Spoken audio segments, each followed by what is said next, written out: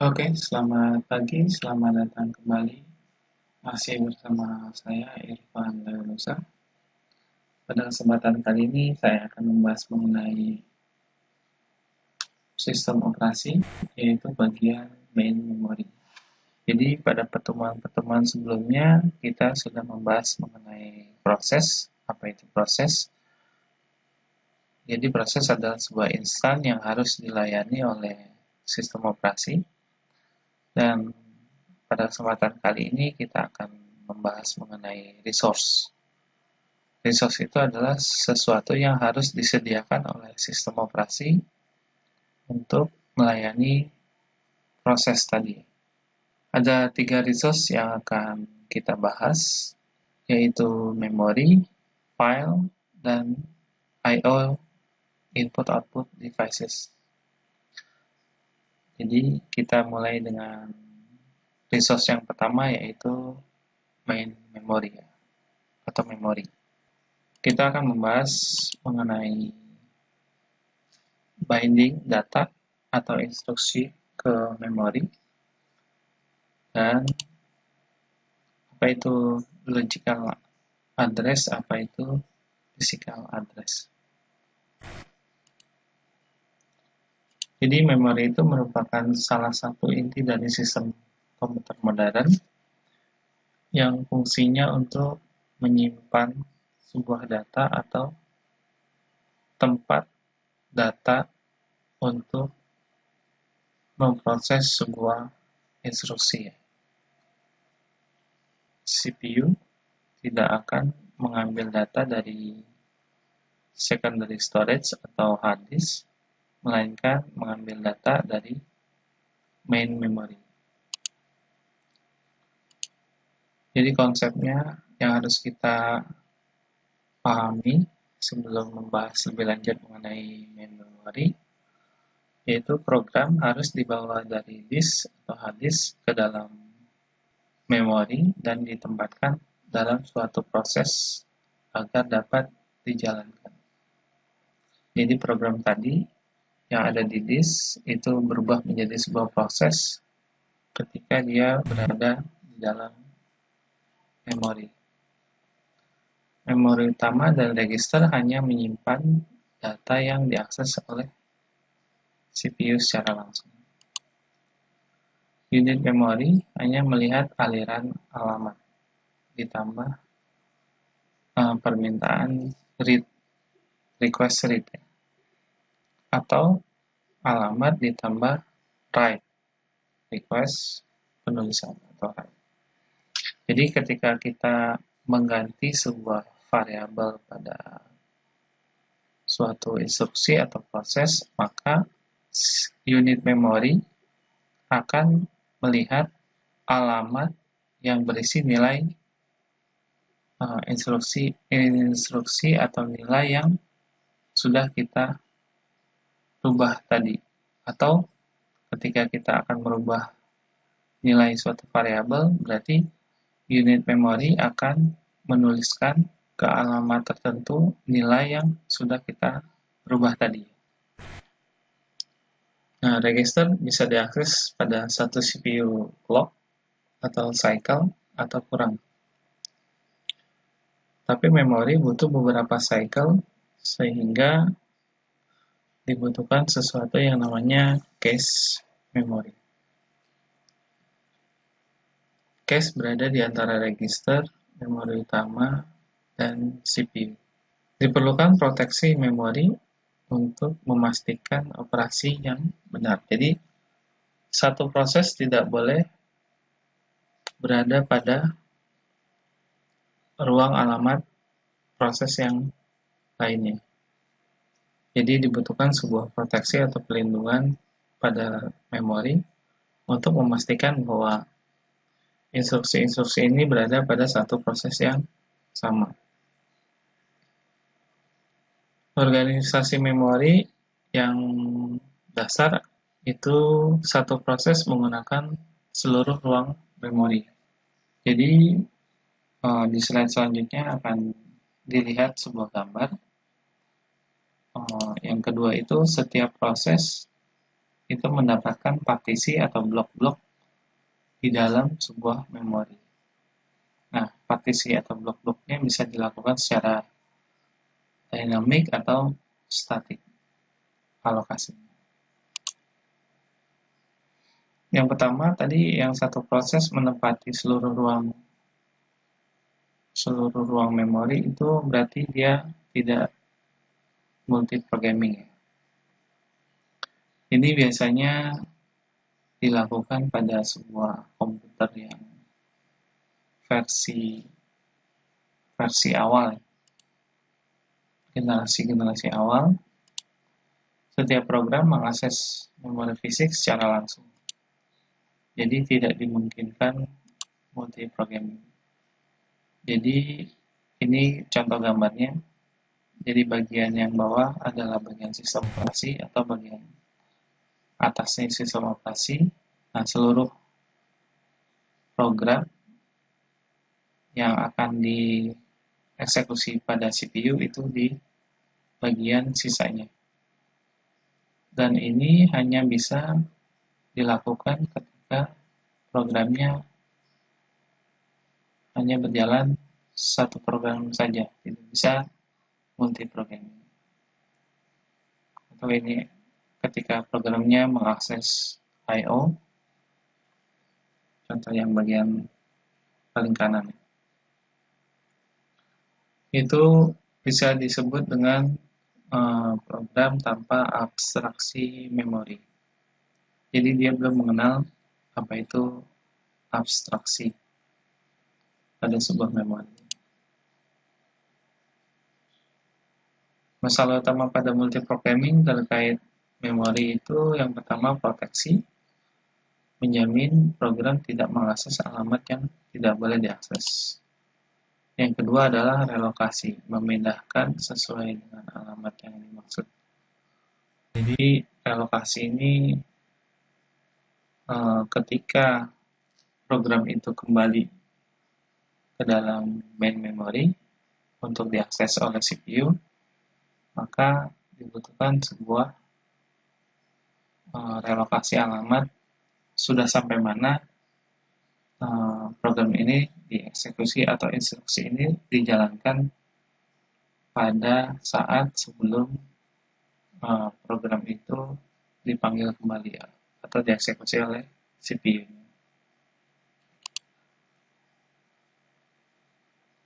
Kemudian contoh kedua adalah multiprogramming tanpa abstraksi memori. Jadi dia menggunakan teknik pertama itu menggunakan disk swapping. Setiap saat hanya satu proses yang running di memori. Jadi ketika ada proses lain yang akan masuk, maka proses yang ada di dalam CPU-nya di swap terlebih dahulu, kemudian proses tadi masuk ke dalam memori untuk dieksekusi. Setelah selesai, maka proses yang tadi di swap dibalikan kembali ke main memory untuk dieksekusi selanjutnya.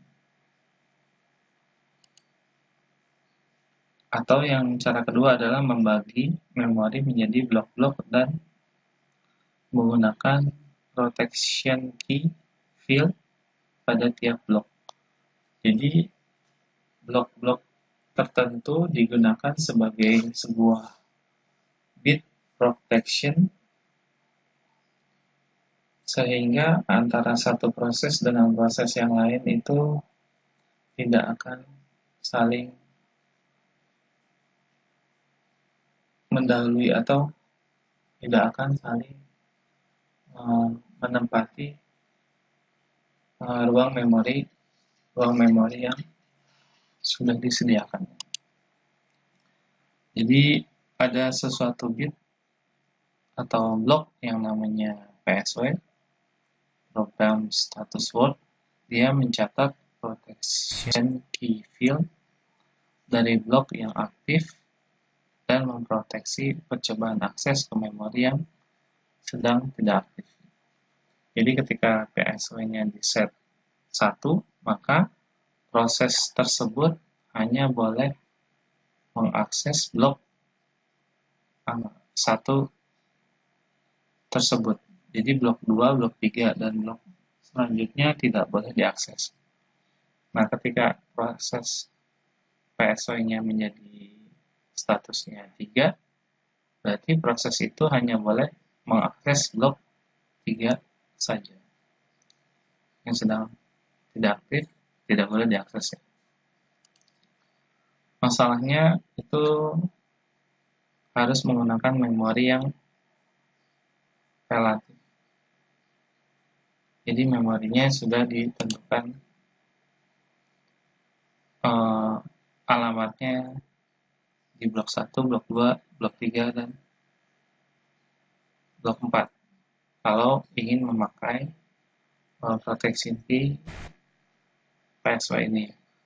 Masalahnya karena memorinya relatif, jadi kita tidak tahu sebenarnya proses ini berada di bagian blok yang mana. Solusinya yaitu kita menggunakan static relocation, yaitu teknik untuk menambahkan suatu konstanta alamat pada setiap alamat pada program. Ini di coding. Jadi misalkan depannya kita tambahkan konstanta 10. Jadi ketika kita masuk ke sebuah memori, maka bagian memori tersebut kita tambahkan dengan alamat memori tersebut ditambahkan depannya dengan angka 10. Jadi ketika PSO-nya di-set bloknya sesuai dengan static relocation-nya, maka dia akan menemukan kalau proses ini sebenarnya berada pada blok 10xxx atau 10.123 misalkan. Jadi walaupun penempatannya relatif, kita bisa menambahkan konstanta alamat pada setiap alamat programnya. OS perlu bisa membedakan mana konstanta dan mana alamat. Itu inti dari penggunaan membagi memori menjadi blok-blok dan menggunakan protection key field pada tiap blok. Ini masih banyak dipakai pada embedded system atau smart card, tapi sudah tidak compatible dipakai pada komputer modern ya, yang sudah multi-threading atau multi-programming dengan abstraksi. Kemudian kita lanjutkan sedikit mengenai organisasi memori. Jadi memori ini dibagi menjadi dua bagian yang utama. Yang pertama primary memory atau main memory, itu biasa disebut dengan RAM. Sifatnya relatif mahal, kapasitasnya kecil, tapi performance-nya atau speed-nya, kecepatannya sangat tinggi.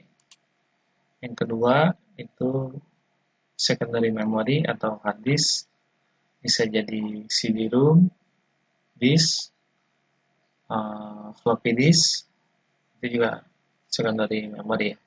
Jadi segala sesuatu tempat penyimpanan yang tidak bisa diakses langsung oleh CPU itu namanya secondary memory.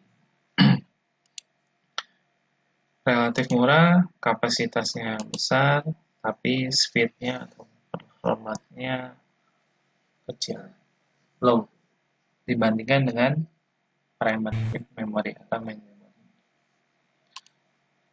Jadi idealnya memori itu yang diharapkan oleh semua programmer adalah cepat, kapasitasnya besar, tapi harganya murah. Biasanya hanya sebagian yang terpenuhi. Ini ketika kita ingin cepat kapasitas besar, maka harganya pasti mahal. Cepat, kapasitasnya kecil, harganya mungkin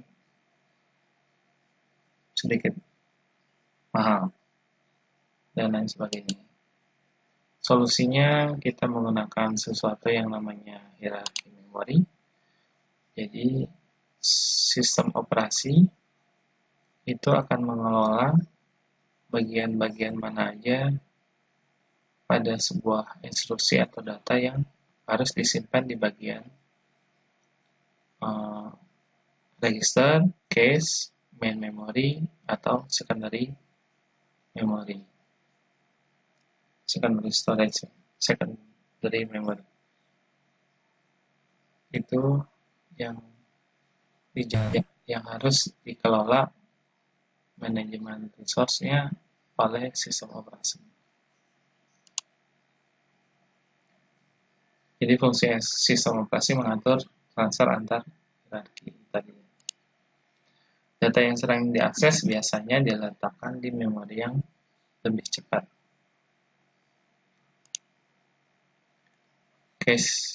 Caching atau cache tadi itu berada di antara register dan main memory.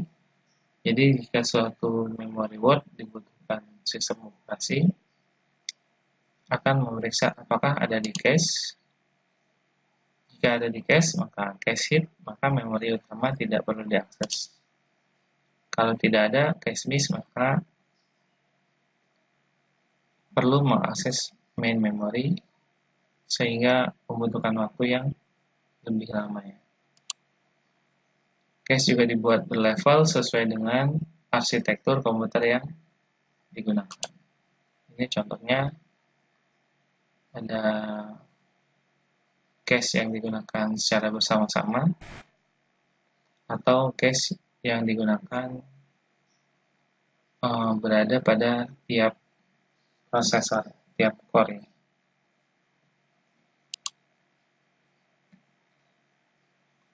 Jadi fungsi dari sistem operasi adalah mengatur memori atau manajemen memori, yaitu mengoptimalkan performa memorinya.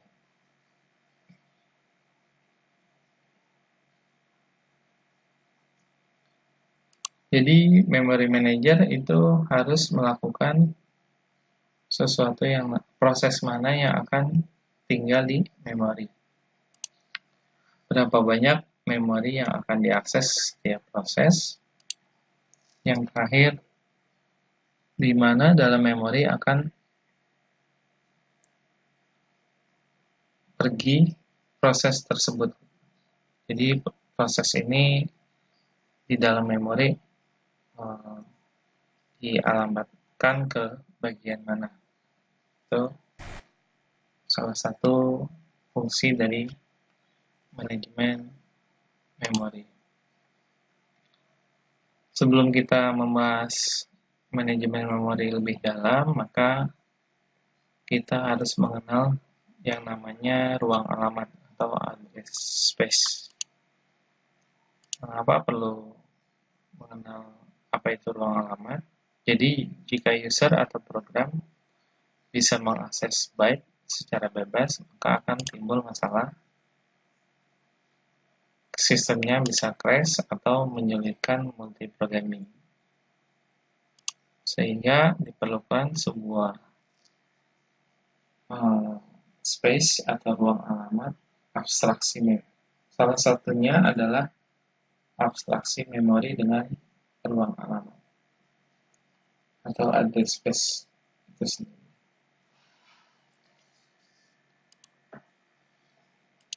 Ini definisinya, ruang alamat adalah sekumpulan alamat yang bisa dipakai suatu proses untuk pengalamatan memori. Setiap proses diberikan ruang alamat masing-masing. Bagaimana agar alamat N pada proses A tidak sama dengan alamat N pada proses B?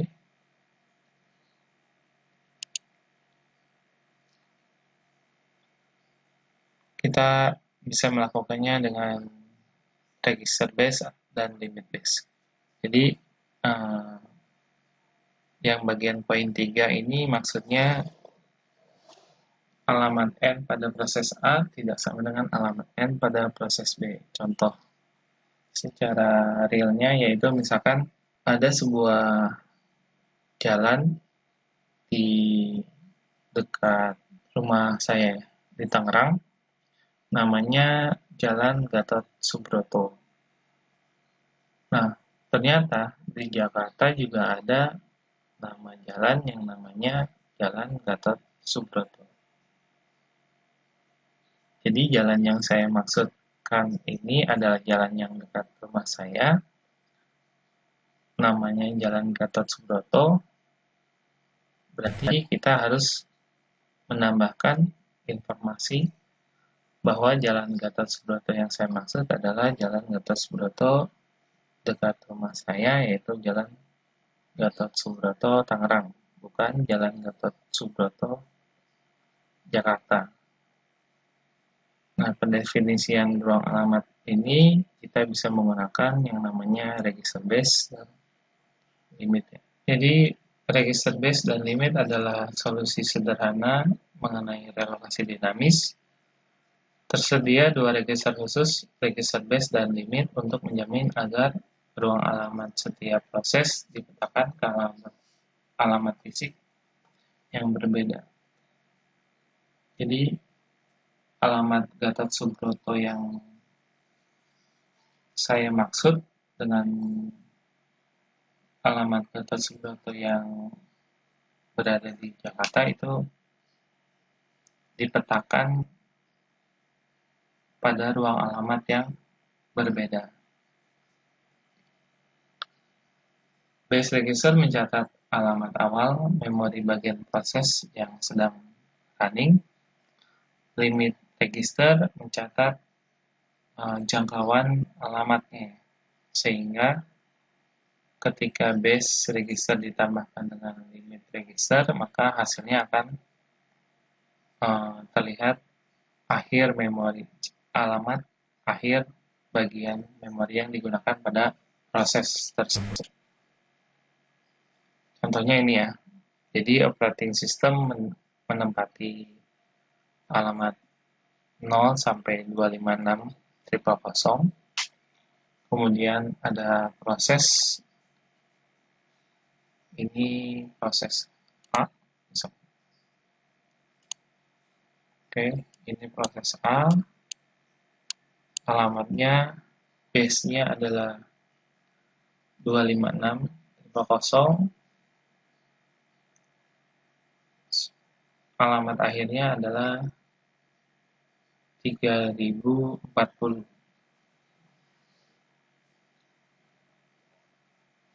Nah, di proses B,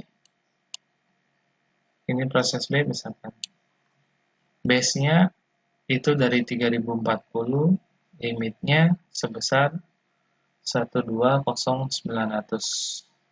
Jadi alamat akhirnya adalah 3040 ditambah 120.900 menjadi, silahkan hitung ya, 420.940.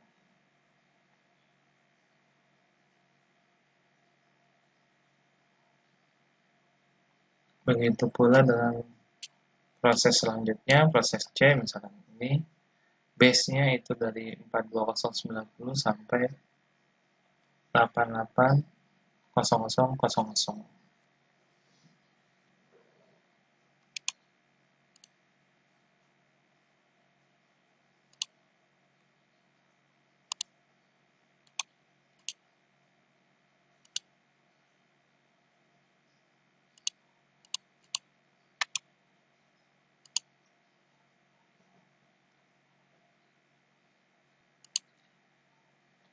Bagaimana proteksi dilakukan? Jadi, CPU mengakses alamat, proses dieksekusi CPU meminta akses memori alamat tertentu. Itu berdasarkan base dan base ditambah limit.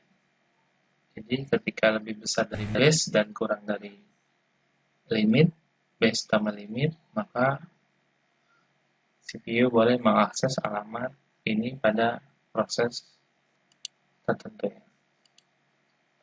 Jika diizinkan jika alamat yang diakses adalah alamat proses tersebut. Jika alamat lebih besar sama dengan base dan alamat kurang dari base ditambah limit. Oke, selanjutnya kita belajar mengenai address binding. Apa itu address binding atau pengikatan alamat? Alamat dapat direpresentasikan dengan cara yang berbeda pada setiap fase programnya. Misalkan ketika pada sebuah source code address itu memakai alamat simbolik atau variabel. Jadi contohnya integer sum sama dengan 0, maka sum ini adalah sebuah simbol yang merepresentasikan alamat pada memori. Yang nilainya adalah 0. Kayak gitu. Yang kedua, pada code compile, saat compiling, alamat simbolik tadi dibinding ke relocatable address. Contoh 14 byte dari awal fungsi main. Jadi ketika ada alamat main ini, pada alamat tertentu ditambahkan dengan 14 byte di awal fungsinya.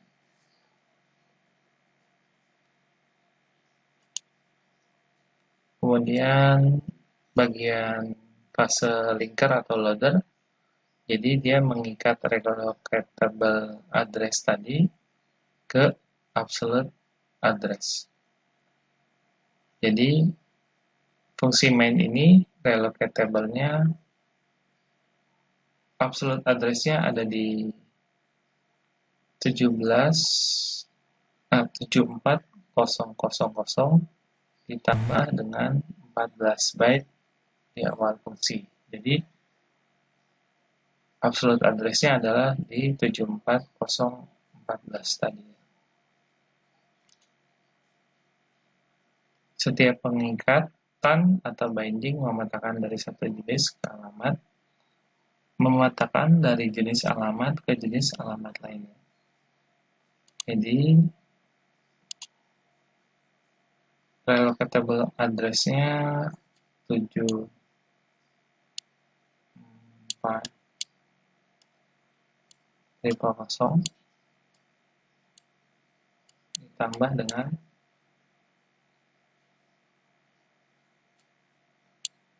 14 byte relocatable-nya. Jadi ini adalah 7400 ini adalah simbolik, alamat simbolik, terus ditambahkan dengan relocatable address untuk dibinding ke absolute address. Sehingga hasilnya adalah 74014 tadi.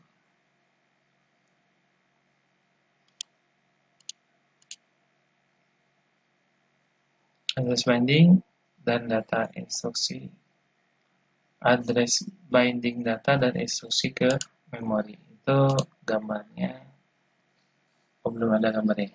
Jadi pengikatan data dan instruksi dapat dilakukan pada beberapa fase. Yang pertama fase kompilasi, compiling time. Jika lokasi memori diketahui sebelumnya, absolute address dapat di-generate. Harus kompilasi ulang ketika kode tersebut melakukan sebuah perubahan source code-nya. Jadi ketika source code-nya ditambahkan atau dikurangkan sesuatu, itu harus di-compile ulang. Ada lagi yang namanya fase load time. jika lokasi memori tidak diketahui pada fase kompilasi, maka compiler mengenerate relocatable address-nya. Yang terakhir itu fase eksekusi. Jadi address binding ditunda sampai waktu runtime jika proses data dipindah selama eksekusi program dari satu segmen memori ke segmen memori lainnya. Perlu dukungan hardware untuk pemetaan alamat.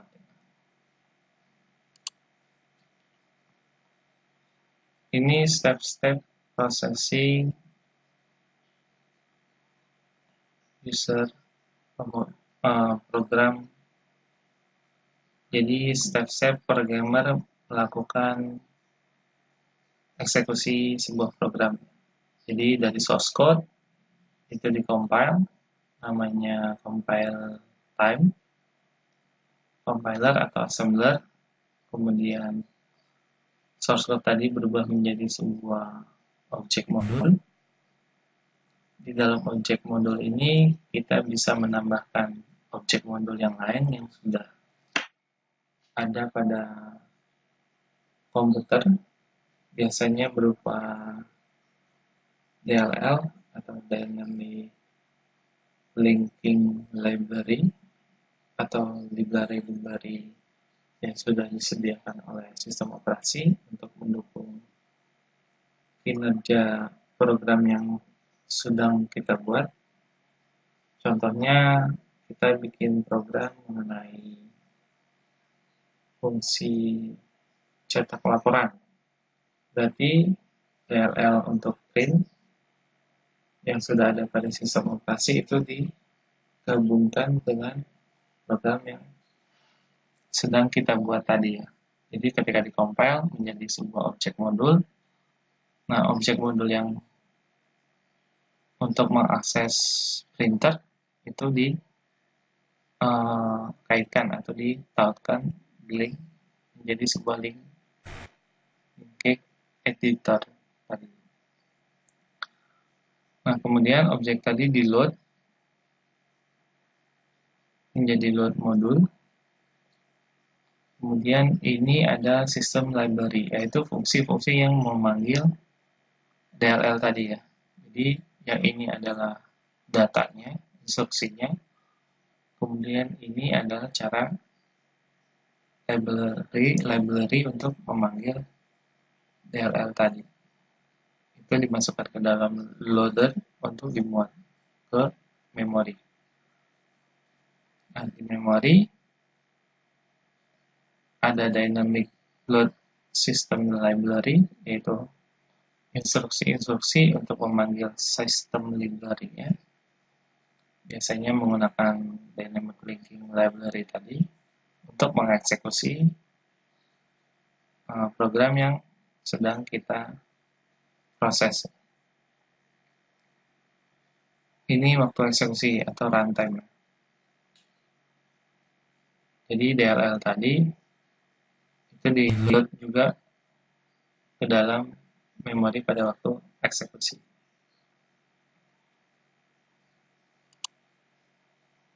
Kita ulangi ya. Source code program itu berisi instruksi yang sedang kita buat atau user program buat. Kemudian kita compile atau assembler. Itu namanya fase compile time menjadi sebuah objek modul. Nah, di objek modul ini terdapat objek-objek modul lainnya yang sudah ada pada komputer kita atau sudah dikelola oleh sistem operasi untuk dikaitkan dengan program yang kita buat. Jadi misalkan ada instruksi untuk ngeprint nih, mencetak printer, maka kita hanya memanggil instruksi print saja. Nah, sebenarnya instruksi print tadi itu memanggil sebuah objek modul yang lain pada sistem operasi atau pada komputer. Jadi objek modul tadi di-link atau dihubungkan menjadi sebuah modul load, modul yang siap ditempatkan pada main memory. Kemudian objek modul yang sebelumnya tadi ditambahkan, maka ditambahkan juga sistem library-nya untuk cara manggil instruksi tadi pada sistem operasi. Jadi sistem operasi sudah punya library untuk melakukan misalkan fungsi print tersebut. Kemudian dynamic load library system tadi itu ada DLL untuk mengeksekusi sistem library yang sudah di-load ke program yang sudah kita buat tadi. Ini eksekusinya in memory binary memory image. Dimasukkan DLL-nya untuk mengakses printer misalkan.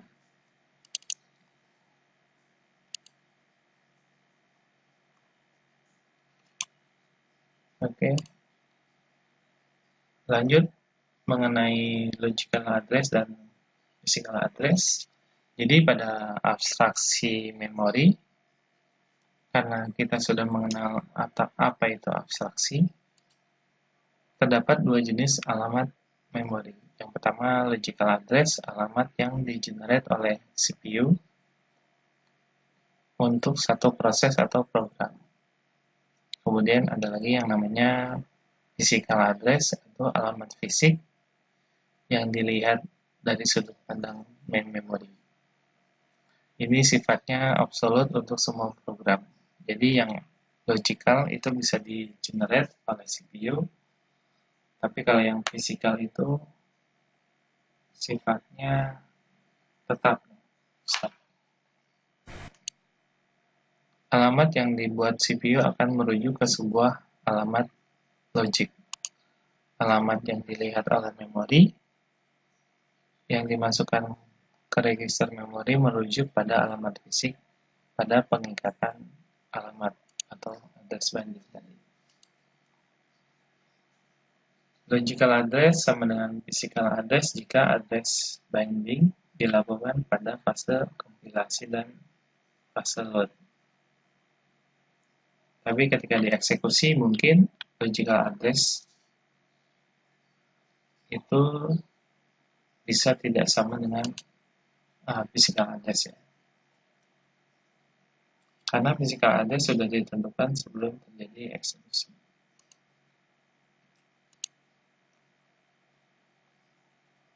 Nah, kemudian ada yang namanya logical address space atau kumpulan logic address yang di-generate untuk sebuah program. Kalau physical address space adalah kumpulan physical address yang di-generate untuk sebuah program. Bagaimana jika logical address tidak sama dengan physical address? Itu butuh yang namanya pemetaan atau mapping yang dijalankan oleh sebuah hard disk atau sebuah hardware, bukan hard disk. Yang dijalankan oleh sebuah hardware yang namanya MMU atau Memory Management Unit pada saat runtime. Terdapat berbagai metode pemetaan alamat memori. Yang pertama relokasi register, yang kedua FIFO, first in first out, less recently used, dan sebagainya akan dibahas pada pertemuan selanjutnya. Apa itu MMU tadi? Adalah perangkat keras atau hardware yang memetakan alamat virtual atau logik ke alamat fisik. Nilai dalam register relokasi ditambahkan ke setiap alamat yang dihasilkan oleh pengguna pada saat dikirim ke memori. Program pengguna berurusan dengan alamat logik yang tidak pernah melihat alamat fisik sebenarnya. Jadi si programmer tidak akan tahu alamat tepat fisiknya di mana instruksi itu ditempatkan. Mungkin karena itu dinamakan random access memory. Jadi ini ada gambar dynamic relocation register, metode sederhana pemetaan memori. Physical address sama dengan physical address ditambah relokasi register. Jadi pada gambar ini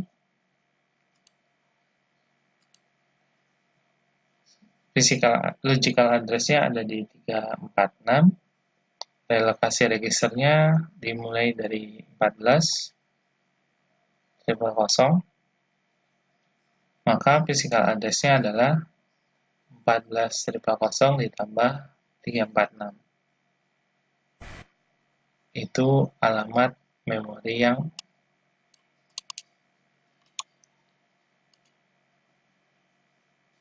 dipetakan oleh MMU tadi.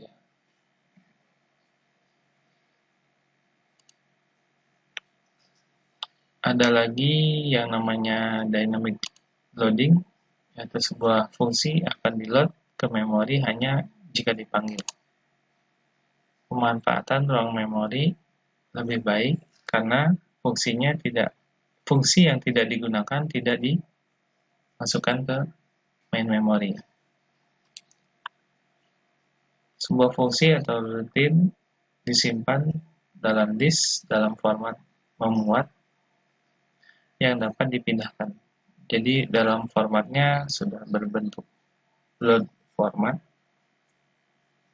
tapi belum dimasukkan ke dalam main memory.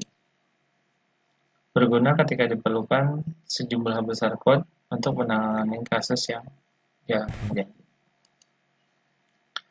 Tidak diperlukan dukungan khusus dari sistem operasi, yaitu didesainnya oleh programmernya. Diimplementasikan melalui desain program. Sistem operasi dapat membantu menyediakan DLL-nya atau library-nya saja. Yang kedua, namanya dynamic linking.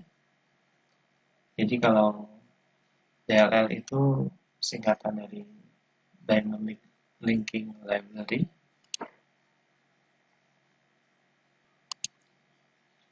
Sebelum kita mengetahui apa itu dynamic linking, kita definisikan atau kita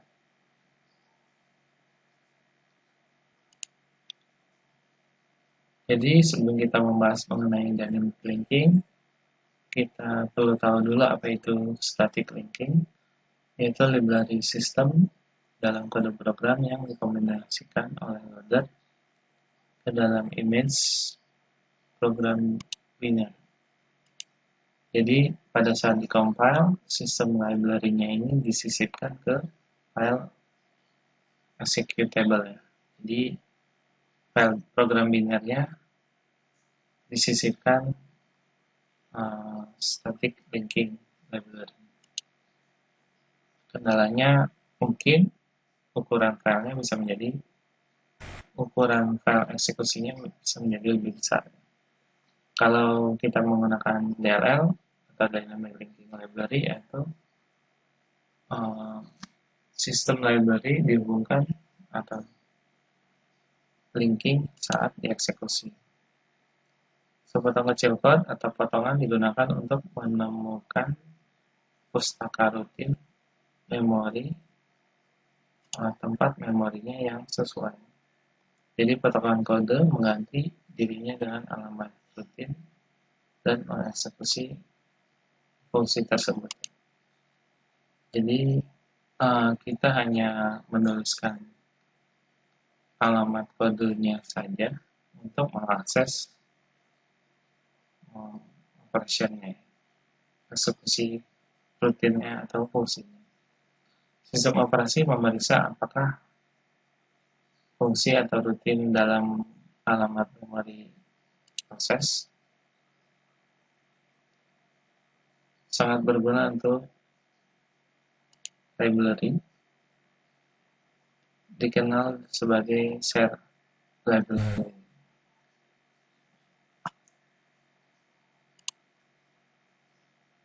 Oke, itu bagian pertama dari main memory. Jadi kita sudah mengenal yang namanya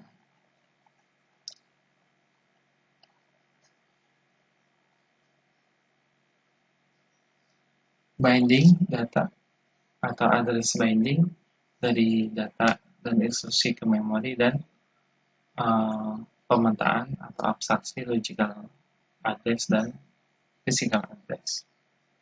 Terima kasih atas perhatiannya. Selamat pagi.